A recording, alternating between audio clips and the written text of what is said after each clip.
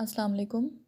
Today in this video we are going to talk about the resurgence of Russia as a great power. So हम ये जानते हैं कि पिछली 2 decades में US को 2 major challenges face करने पड़े हैं. One is the rise of China and another is the resurgence of Russia. इस वीडियो में हम ये देखेंगे कि specially after the Crimean annexation Russia ने किस तरह अपनी फॉरेन पॉलिसी को रीडिज़ाइन किया in order to engage actively with the mainly regional countries and how it reduced its dependence on the West and how it actually cooperated economically, politically, and militarily with other countries, especially the larger economies and countries that have a geostrategic location like Pakistan, Afghanistan, and Central Asian countries, and also countries with um, large economies like China and India. हमने ये देखा है कि जब cold war era था तब there were 2 great world powers USSR and the other one was the United States. ठीक है, लेकिन जैसे ही कोल्ड वॉर ओवर होती है the world enters the era of a unipolar world जिसमें United States is the super power जबकि USSR disintegrate हो जाता है इन 1991. सो बेसिकली दुनिया बाइपोलर से यूनिपोलर में कन्वर्ट हो जाती है, ट्रांसफॉर्म हो जाती है.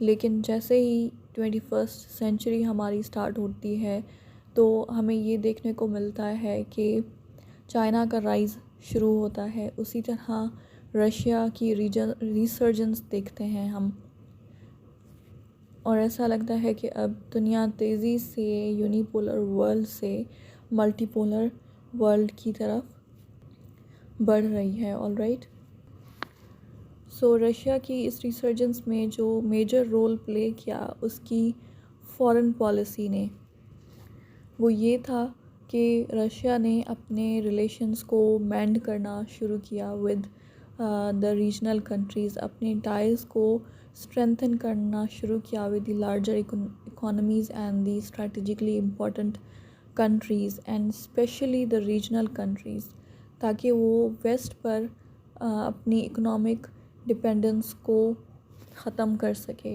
इकोनॉमिक रिलायंस को ख़त्म कर सके. Alright, that is why we saw कि किस तरह रशिया ने अपने ताल्लुकात को बेहतर बनाया दूसरे कंट्रीज़ के साथ. सो इस रिसर्जेंस के लिए रशिया ने ना सिर्फ अपने डोमेस्टिक इश्यूज़ को, इंटरनल चैलेंजेस को ओवर किया बल्कि वर्ल्ड स्टेज पर अपनी पोजीशन को काफ़ी हद तक स्ट्रॉन्ग किया, स्ट्रेंथन किया against the United states and it's allies. और फिर हम ये देखते हैं कि कि रशिया के सराउंडिंग में जो स्टेट्स हैं उनको एक बफर जोन कहा जाता है, यानी कि रशिया नहीं चाहता कि उसकी सराउंडिंग में या उसके बॉर्डर्स पर ऐसे कंट्रीज़ लाए करें जहाँ पर यूनाइटेड स्टेट्स का या उसके वेस्टर्न एलाइज का इन्फ्लुएंस हो, या तो फिर वो चाहता है कि उसकी बॉर्डरिंग कंट्रीज़ न्यूट्रल रहें या फिर काफ़ी हद तक उन कंट्रीज़ में रशियन इन्फ्लुएंस हो या फिर वहाँ पर प्रो रशिया गवर्नमेंट्स इंस्टॉल्ड हों. ऑलराइट, सो हम ये देखते हैं कि यूक्रेन में 2013 से पहले एक प्रो रशियन गवर्नमेंट इंस्टॉल्ड थी और उस टाइम में रशिया के यूक्रेन के साथ अच्छे ताल्लुकात थे. लेकिन फिर बाद में हमने ये देखा कि US और उसके वेस्टर्न एलाइज की इंटरफेरेंस होती है इन यूक्रेन और उसके नतीजे में जो भी प्रो रशिया गवर्नमेंट थी उसको टॉपल कर दिया जाता है, उसको गिरा दिया जाता है एंड कोशिश की जाती है कि वहाँ पर प्रो US गवर्नमेंट लाई जाए. तो इन तमाम हालात को देखते हुए जो है रशिया डिसाइड करता है क्रीमिया को अनेक्स करने का। So at last in 2014 Crimean annexation is concluded by Russia. और उसके बाद ऑब्वियसली हमने देखा कि रशिया पर काफ़ी ज़्यादा सैंक्शंस लगाए गए। इवन के it was expelled from the G8 countries, group of 8 countries, and which is now a group of 7 countries which we know as G7। तो इस दौरान जो है रशिया पर काफ़ी ज़्यादा सैंक्शंस लगाए जाते हैं, उसकी इकोनॉमी को काफ़ी ज़्यादा इकोनॉमिकली हिट करने की कोशिश की जाती है by the United states and its western allies. And this is the reason कि इस बार जब रशिया ने ये चाहा कि वो यूक्रेन से अपनी डिमांड्स मनवाए और in case Ukraine Russian demands पे कंसीड नहीं करता और रशिया को यूक्रेन इन्वेड करने की ज़रूरत पड़ती है, तो उसे ऑब्वियसली इस बात का अंदाज़ा था कि रशिया को काफ़ी हैवी किस्म के सैंक्शंस फेस करने पड़ सकते हैं।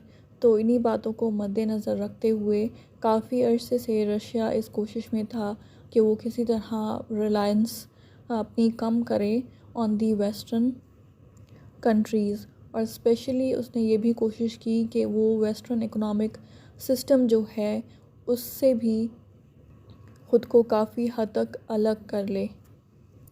And in the mean time Russia ने अपनी इकोनॉमी को काफ़ी ज़्यादा स्ट्रॉन्ग करने की कोशिश की by cooperating with the regional countries and major economies like China and India. और इसके पीछे मकसद ये था कि इन केस वॉर होती है तो रशियन इकोनॉमी सेक्शन जो भी उस पर सैंक्शंस लगाए जाएं रशिया पर, उनको सस्टेन कर सके। यानी कि इसका मकसद ये था कि in case of any war between Russia and Ukraine, Russia की इकोनॉमी को सस्टेनेबल बनाया जा सके। ऑलराइट, साथ ही हमने ये देखा कि रशिया की काफ़ी ज़्यादा इंगेजमेंट बढ़ जाती है with the Middle Eastern countries. Like we see के 2016 ऑनवर्ड्स हम देखते हैं कि ओपेक प्लस इस्टेब्लिश किया जाता है। यू नो कि ओपेक जो है it is group of the Gulf countries that are the major oil producing countries. लेकिन फिर 2016 ऑनवर्ड जो है ओपेक प्लस इस्टेब्लिश किया जाता है, जिसमें नॉन ओपेक पार्टनर्स को इंक्लूड किया जाता है। ठीक है, सो इस ओपेक प्लस में अब दो major equally important oil producing nations मौजूद हैं, including Saudi Arabia and Russia, which actually produce more than around 10 million barrels of oil a day। So you see कि किस तरह रशिया की इंगेजमेंट बढ़ती है with the Middle Eastern countries. Also हमने ये भी देखा कि साउथ एशियन कंट्रीज़ के साथ रशिया अपने टाइज़ को मज़ीद मजबूत करता है एंड इवन कि it tries to mend its ties with Pakistan. और अगर हम चाइना की बात करें तो हम जानते हैं कि वैसे तो these two are the Russia and China both are communist states, लेकिन इन दोनों के बीच ताल्लुकात इतने अच्छे नहीं थे। लेकिन अब these two countries enjoy friendly ties, ठीक है, and they cooperate in economic, political and military domains with each other। और इनकी कॉपरेशन का मकसद भी यही है कि यूएसए और उसके अलाइज की जो स्ट्रेंथ है उसको काउंटर किया जा सके और इस दुनिया को यूनिपोलैरिटी से मल्टीपोलैरिटी की तरफ ले जाया जा सके। सो वी कैन से कि रशिया और चाइना का alliance is seen as a counter weight to US and its western allies.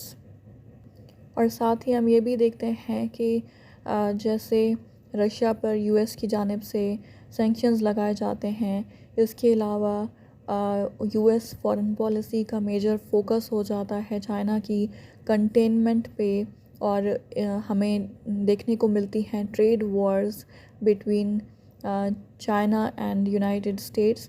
तो ये तमाम ट्रिगर फैक्टर्स थे जिसकी वजह से Russia and China came into alliance, and therefore both Russia and China are now involved in economic and strategic cooperation with each other. मज़ीद हम अब अगर हम इंडिया की बात करते हैं तो वी नो कि शुरू से ही रशिया और इंडिया के बीच बहुत अच्छे ताल्लुकात रहे हैं। लाइक वी सॉ के सून आफ्टर पार्टीशन इंडिया अपने ताल्लुकात को मज़बूत करता है with Russia, and because of the security concerns Pakistan US के साथ अलायंस में आ जाता है अगेंस्ट दी यूएसएसआर। लेकिन India maintains neutrality, it maintains non alignment, but still it remains deeply align with Russia. और ऑब्वियसली इस नॉन अलाइनमेंट का इंडिया को बहुत ज़्यादा फ़ायदा हुआ कि India remain one of the biggest buyers of Russian defence equipment. और इन दोनों कंट्रीज़ के स्ट्रॉन्ग रिलेशंस का अंदाज़ा हम यहाँ से लगा सकते हैं कि जियोपॉलिटिकल रियलिटीज़ काफ़ी ज़्यादा तब्दील हो रही हैं दुनिया में, ठीक है, but still they have been able to sustain this relationship with each other despite the fact that India ने अपनी कॉपरेशन बहुत डीप कर दी है with the United States, and also it has joined hands with United States in the containment policy of China, which are obviously the concerns of Russian government. अब अगर हम मज़ीद अफ़गानिस्तान की बात करें तो वी नो कि रशिया ने अपना रोल प्ले किया है and it has been wanting to stabilise Afghanistan. और वैसे भी बिकॉज़ मॉस्को को काफ़ी ज़्यादा कंसर्न्स हैं, सिक्योरिटी ख़दशात हैं from Afghanistan, from the terrorist groups that may still be present in Afghanistan. तो that is why to maintain peace in the region Russia ने अपना एक एक्टिव रोल प्ले किया, and also it also engaged with state and non state actors, ताकि कोई ऐसा हल निकाला जाए कि जिसके नतीजे में एक पीसफुल अफ़गानिस्तान इंश्योर किया जाए, because that is important for the regional security, peace and stability. और अब अगर हम पाकिस्तान और रशिया के ताल्लुकात की बात करें तो हम ये जानते हैं कि पाकिस्तान एक जियो स्ट्रेटेजिक लोकेशन इंजॉय करता है, and that is why Russia ने अपनी फॉरेन पॉलिसी को कुछ मोल्ड किया in favour of Pakistan in order to mend ties with Pakistan. And specially हम ये जानते हैं कि सीपैक के बाद पाकिस्तान और चाइना के बीच में जो इकोनॉमिक और मिलिट्री कोऑपरेशन है काफ़ी हद तक बढ़ जाती है, and China is also a major ally of Russia. तो इन्हीं चेंजेस को, इन्हीं जियोपॉलिटिकल रियलिटीज़ को देखते हुए Russia also came forward and change it's foreign policy toward Pakistan. उसका हम अंदाज़ा यहाँ से लगा सकते हैं कि पिछले सालों में हमें ये देखने को मिलता है कि दोनों कंट्रीज़ के जो हायर ऑफिशियल्स हैं उनके विज़िट्स होते हैं, एंड स्पेशली अगर रिसेंटली बात की जाए तो in the month of February जो हमारे प्राइम मिनिस्टर हैं, former prime minister Imran Khan, उनका विज़िट होता है रशिया, जो कि बहुत इम्पॉर्टेंट था इस लिहाज से भी कि it was a first state level visit after 23 years. इसके अलावा हम ये देखते हैं कि 2016 ऑनवर्ड्स रशिया और पाकिस्तान के बीच जॉइंट मिलिट्री एक्सरसाइजेज़ भी की जाती हैं। अदर दैन दैट जो रशिया ने पाकिस्तान पर आर्म्स एम्बार्गो लगाया हुआ था उसको लिफ्ट कर दिया जाता है। आर्म्स सेल्स पर जो भी रेस्ट्रिक्शंस थी उनको ख़त्म कर दिया जाता है फ्रॉम रशिया। तो ये एक काफ़ी नोटिसेबल चेंज इन एटीट्यूड है टुवर्ड्स पाकिस्तान। सो करंटली अगर हम रशिया की पोजीशन को देखें तो हमें ये बात क्लियरली समझ में आती है कि जो इस रीजन की मेजर पावर्स हैं रशिया और चाइना, जिनमें एक का राइज देखा जा रहा है एंड दूसरे की रिसर्जेंस देखी जा रही है, तो इन दोनों ने आपस में अलायंस बनाया है ताकि दुनिया को मल्टीपोलैरिटी की जानिब ले जाया जाए और यूएस और उसके जो अलाइज हैं उनको काउंटर किया जाए। And for that Russia is redefining its foreign policy as a great power, regional power. और पिछले चंद सालों की बात की जाए तो हमने ये देखा कि यूक्रेन में यूएस अपना इन्फ्लुएंस कायम करने की कोशिश करता है, ठीक है, और नेटो जो है यूक्रेन को उसका मेंबर बनाने की कोशिश की जाती है। ऑब्वियसली इसको अपोज़ किया जाता है रशिया की जानिब से एंड रशिया बार बार ये वार्निंग्स दे जारी करता है यूक्रेन को कि it must refrain from joining NATO, लेकिन उसके बावजूद रशियन डिमांड्स को नहीं माना जाता।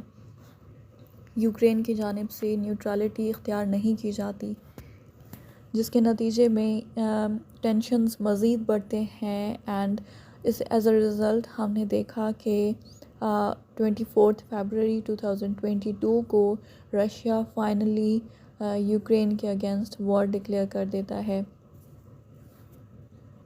लेकिन सो फार रशिया काफ़ी कॉन्फिडेंट है बिकॉज़ उसे लगता है कि उसकी इकॉनमी काफ़ी ज़्यादा सस्टेनेबल है, क्योंकि क्रीमियन एनेक्सेशन के बाद उसे जिस तरह के सैंक्शंस को फेस करना पड़ा, तो ऑब्वियसली उसे इस बात का अंदाज़ा था कि अगर फ्यूचर में रशिया को यूक्रेन इन्वेड करने की ज़रूरत पड़ती है तो उसके नतीजे में दोबारा उस पर हैवी सैंक्शंस लगाए जाएंगे। तो उसके लिए अपनी इकॉनमी को सस्टेनेबल बनाने के लिए काफ़ी अरसे से रशिया तैयारी कर रहा था एंड हमने ये देखा है कि how the world is changing. Like अगर हम मिडल ईस्ट की बात करें तो हमने देखा कि जैसे ही रशिया और यूक्रेन की वॉर स्टार्ट हो जाती है तो उसके बाद ग्लोबल लेवल पे एनर्जी प्राइस हाइक देखने को मिलता है। ऑलराइट, तो उस प्राइस हाइक को काउंटर करने के लिए, उसको ओवरकम करने के लिए एंड स्पेशली इस बात को मद्देनज़र रखते हुए कि विंटर्स में जो यूरोपियन नेशंस हैं, यूरोपियन कंट्रीज़ हैं, उनकी एनर्जी डिमांड्स काफ़ी हद तक बढ़ जाएंगी, तो इससे मज़ीद एनर्जी प्राइस हाइक देखने को मिलेगा दुनिया में, ठीक है। तो इन्हीं तमाम बातों को मद्देनज़र रखते हुए यूएस, यूके, उसके वेस्टर्न अलाइज जो हैं सऊदी अरबिया से, अपने इन ट्रेडिशनल अलाइज से ये रिक्वेस्ट करते हैं to increase oil production. Alright, OPEC plus जो ओपेक नेशंस हैं, जो गल्फ़ कंट्रीज़ हैं, major oil producing Gulf nations हैं, उनको उनसे ये डिमांड किया जाता है, उनको ये रिक्वेस्ट की जाती है टू इंक्रीज़ ऑयल प्रोडक्शन, ताकि एनर्जी डिमांड्स मीट की जाएं और साथ ही जो प्राइस हाइक है उसको भी कंट्रोल किया जाए। लेकिन इसके बरक्स Saudi Arabia decides to reduce oil production and recently October के महीने में हमने ये अनाउंसमेंट होती हुई सुनी कि ओपेक प्लस नेशंस ने ये डिसाइड किया है कि now they will be reducing oil production and obviously that will be started in this agreement will be initiated from the November 2022, यानी कि ओपेक प्लस नेशंस यूएस और उसकी एलाइज की जो डिमांड है उसको रद्द कर देते हैं। ऑलराइट, तो इस ओपेक प्लस एग्रीमेंट के बाद ये बात की जाती है कि क्या यूएस के जो ट्रेडिशनल एलाइज हैं Gulf nations specially Saudi Arabia has it come in alliance with Russia. So ये सवाल उठाए जाते हैं दुनिया में, क्योंकि क्लियरली इस एग्रीमेंट का मकसद हम जो बज़ाहिर देखने को आता है that is to benefit Russia, क्योंकि इस एग्रीमेंट का सऊदी अरेबिया को इतना फ़ायदा हो या ना हो, लेकिन इसका सबसे बड़ा फ़ायदा रशिया को होगा।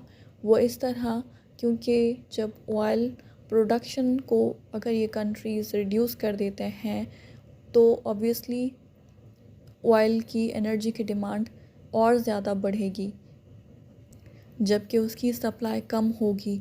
तो इस सिचुएशन में there will be another price hike of energy at the global level, और उसका डायरेक्ट फ़ायदा पहुंचेगा रशिया को, क्योंकि रशियन ऑयल की भी प्राइस बढ़ेगी।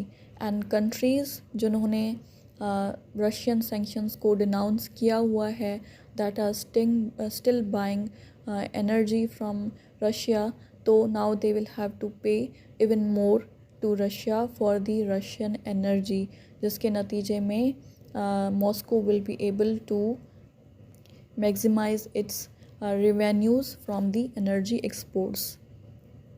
तो अगर ऑब्वियसली रेवेन्यू एनर्जी एक्सपोर्ट से ज़्यादा जनरेट हो पाएगा तो it will directly contribute towards the Russian economy, and also it will even make Russia even more capable to sustain Western sanctions. All right, so ये है currently रशिया की position. सो इस video में हमने देखा कि ओवर द टाइम किस तरह रशिया ने वेस्ट पर अपनी रिलायंस को रिड्यूस किया है एंड रीजनल कंट्रीज़ के साथ अपनी कोऑपरेशन को, इंगेजमेंट को इन्हेंस किया है। All right, so I will also make part 2 of this video in which we'll discuss something else about Russia. All right, so for now let's end this video here. So if you found this video helpful, so please like, share, comment and subscribe to my channel. Thank you so much. Take care. Bye bye.